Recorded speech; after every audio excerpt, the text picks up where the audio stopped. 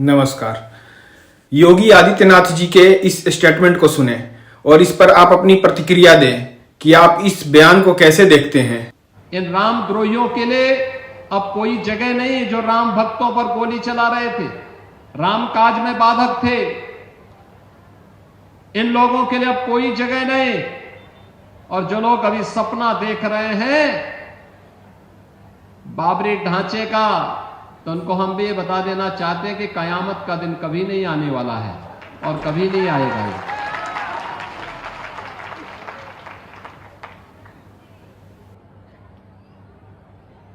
कयामत के दिन के लिए मत जियो। हिंदुस्तान में कायदे से रहना सीखो, कायदे से रहना सीखो। यहां का कानून मानो, कानून मानोगे, कायदे से रहोगे तो फायदे में रहोगे, और नहीं तो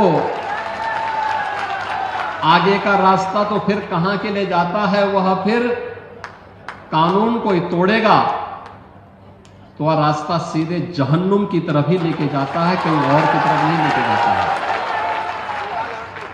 कानून तोड़ करके कोई जन्नत जाने का सपना देख रहा है तो सपना उसका कभी पूरा नहीं होने वाला है। एक सकारात्मक सोच के साथ भारत के विकास के लिए हर भारतीय का दायित्व होना चाहिए।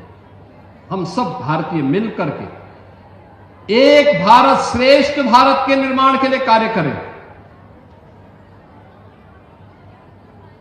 एक भारत श्रेष्ठ भारत हर भारतीय के लिए अभीष्ट होना चाहिए। हमारे जीवन का संकल्प होना चाहिए, हमारा देश वैभवशाली हो, हमारा देश विकसित हो। हर संत की साधना अपने देश के लिए होती है, अपने धर्म के लिए होती है, और धर्म भी देश के लिए समर्पित होता है। दोनों एक दूसरे के पूरक बनकर के कार्य करते हैं, अलग नहीं हो सकते। एक शरीर है तो दूसरी उसकी आत्मा है। दोनों को अलग करके नहीं रखा जा सकता है, अलग नहीं किया जा सकता है। और अगर आप अलग करने का प्रयास करेंगे तो ऐसे ही होता है जैसे शरीर से आत्मा निकल जाती है तो शरीर जैसे निस्तेज हो जाता है, ऐसे ही राष्ट्र के जीवन में भी ऐसे ही होता है।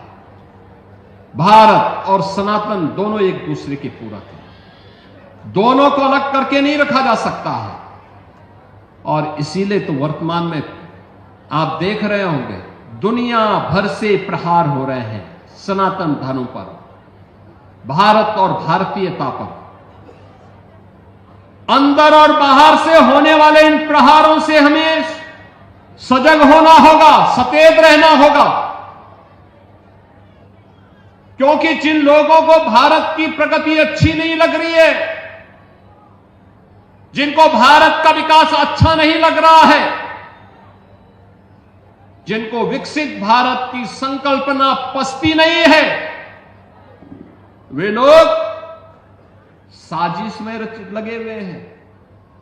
कुछ लोग साजिश कर रहे हैं, कुछ लोग साजिश का शिकार हो रहे हैं, और कुछ लोग उस साजिश के लिए बिक करके कार्य कर रहे हैं। हमें इन तीनों प्रकार की दुष्प्रवृत्तियों को रोकने के लिए अपने आप को तैयार करना होगा।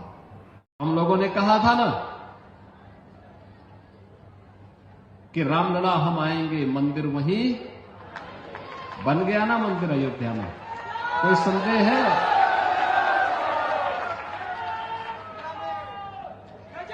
कोई संदेह है?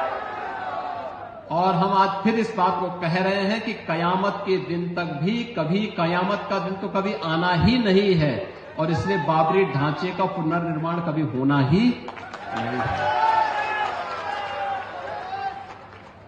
जो कयामत के दिन आने का सपना देख रहे हैं ऐसे ही सड़गल जाएंगे, कभी वह दिन आने वाला नहीं है।